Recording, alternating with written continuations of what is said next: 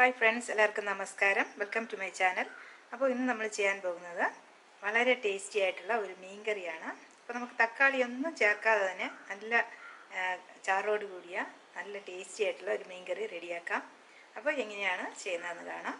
Channel എല്ലാവരും subscribe ചെയ്യണം, support ചെയ്യണം. ബെല്ലൈക്കൺ കൂടെ ഒന്ന് പ്രസ് ചെയ്യണം. അതിൽ ഓൾ ഓപ്ഷൻ തിരഞ്ഞെടുക്കണം. എന്നാൽ മാത്രമേ ഞാൻ വീഡിയോസ് അപ്ലോഡ് ചെയ്യുമ്പോൾ നിങ്ങൾക്ക് ഉടനടി നോട്ടിഫിക്കേഷൻസ് വരും. അപ്പോൾ എങ്ങനെയാണ് ടേസ്റ്റി ആയിട്ടുള്ള ഈ ഒരു കറി ഉണ്ടാക്കുന്നത് നോക്കാം. ഇപ്പോൾ മീൻ നമ്മൾ കുറേ മീൻ ഒന്നിച്ച് വാങ്ങിക്കഴിഞ്ഞാൽ എല്ലാം തന്നെ നമുക്ക് അന്ന് തന്നെ വെക്കേണ്ട ആവശ്യമില്ല. അപ്പോൾ നമുക്ക് കുറച്ച് കുറച്ചായിട്ട് എടുത്ത് ചിലവാക്കാം. ഇതിപ്പോൾ ഞാൻ 3 ടൈപ്പ് മീൻ വാങ്ങിയിട്ടുണ്ട്. അപ്പോൾ ഞാനിതിൽ മുളക് പൊടി, മഞ്ഞൾപ്പൊടി, ഉപ്പ്, കുറച്ച് വെളിച്ചെണ്ണ, ഒരു ടീസ്പൂൺ വെളിച്ചെണ്ണ, കറിവേപ്പില ഇത്രയും ചേർത്ത് നന്നായിട്ട് മിക്സ് ചെയ്ത് എടുത്തിട്ടുണ്ട്. അപ്പോൾ ഞാനിത് ഫ്രിഡ്ജിൽ സ്റ്റോർ ചെയ്ത് വെച്ചിരുന്ന മീനാണ്. അപ്പോൾ എങ്ങനെയാണ് ഫ്രിഡ്ജിൽ നമ്മൾ നന്നായിട്ട് സ്റ്റോർ ചെയ്ത് വെക്കുന്നത് എന്നുള്ള ഒരു വീഡിയോ ഞാൻ ഓൾറെഡി പോസ്റ്റ് ചെയ്തിട്ടുണ്ട്. അതിൻ്റെ ലിങ്ക് കൊടുക്കാം, അത് കാണാം. അപ്പോൾ നമുക്കിത് കറി വയ്ക്കുന്നതിന് ഒരു 1-2 മണിക്കൂർ മുൻപ് ഇത് നമുക്കെടുത്ത് ഫ്രീസറിൽ നിന്നെടുത്ത് പുറത്ത് വയ്ക്കാം. ഇപ്പോൾ ഞാൻ ഒരു നാരങ്ങയുടെ വലിപ്പത്തിലുള്ള പുളി കുതിരാനായി ഇട്ടിട്ടുണ്ട്. അപ്പോൾ നല്ല ഡ്രൈ ആയിട്ടുള്ള പുളിയാണെങ്കിൽ തിളച്ച വെള്ളത്തിൽ കുതിരാനായി വെക്കാം. ഇതിപ്പോൾ പച്ചവെള്ളത്തിൽ പെട്ടെന്ന് തന്നെ കുതിർന്ന് വരും. അപ്പോൾ ഞാൻ ഒരു മുറി തേങ്ങ ചിരകി എടുത്തിട്ടുണ്ട്. എന്നിട്ട് 4-5 ചെറിയ ഉള്ളി എടുത്തിട്ടുണ്ട്. ഇതുപോലെ മുറിച്ചിട്ട് കൊടുക്കാം. മുഴുവനായിട്ടിട്ട് കഴിഞ്ഞാൽ ചിലപ്പോൾ അത് അരയാതെ കിടക്കും. 2ആയിട്ടോ 4ആയിട്ടോ ഒക്കെ മുറിച്ച് ഇട്ട് കൊടുക്കാം.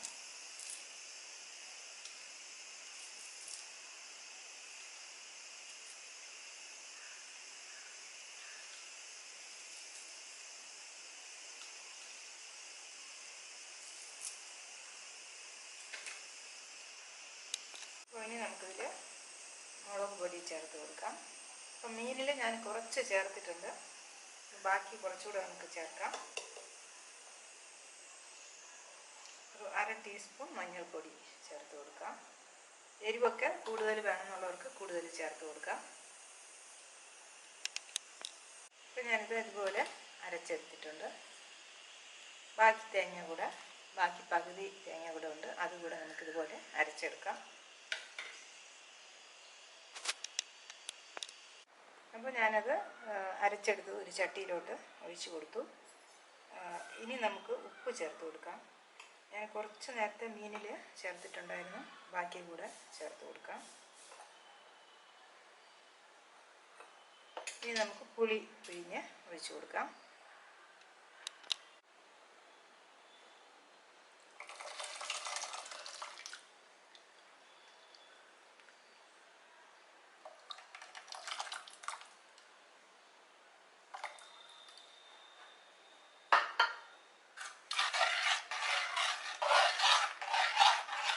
ഇപ്പോൾ നമുക്ക് ഉപ്പ് പുളിയൊക്കെ ഇതിനെ ടേസ്റ്റ് ചെയ്ത് നോക്കാം. നമ്മുടെ പാകത്തിന് എല്ലാം ചേർത്ത് കൊടുക്കാം.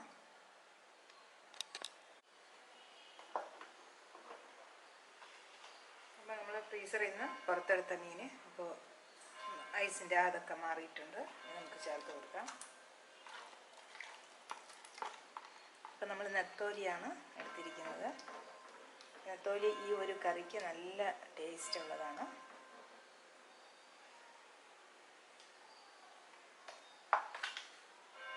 ഇനി നമുക്ക് അടച്ച് വയ്ക്കാം.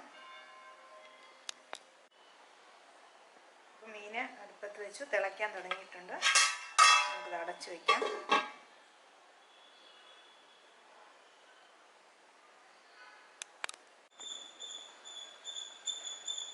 ഇനി ഇതിനെ നമുക്ക് ചുറ്റി വയ്ക്കാം. ഒരു 2-3 പ്രാവശ്യം ചുറ്റി വയ്ക്കണം.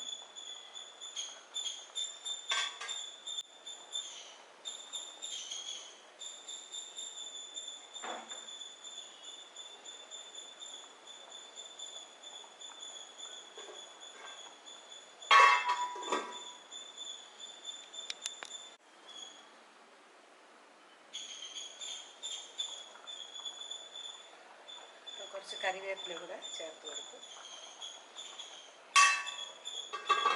നമുക്കൊരു പച്ചമുളക് ചേർത്ത് കൊടുക്കാം. ഇത് നമുക്ക് ആദ്യം തുടക്കത്തിൽ തന്നെ വേണമെങ്കിൽ ഇത് ചേർക്കാം.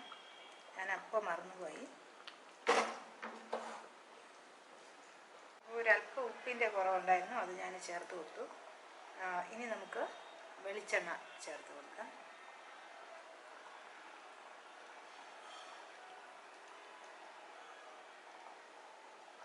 ഇനി നമുക്ക് ഒന്ന് ചുറ്റി വയ്ക്കാം.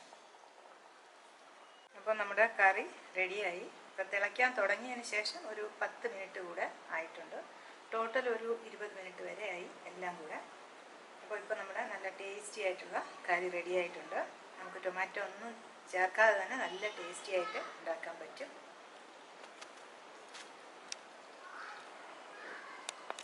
അപ്പോൾ വീണ്ടും കാണാം നല്ല റെസിപ്പീസുമായി. Till then bye bye, take care, thank U.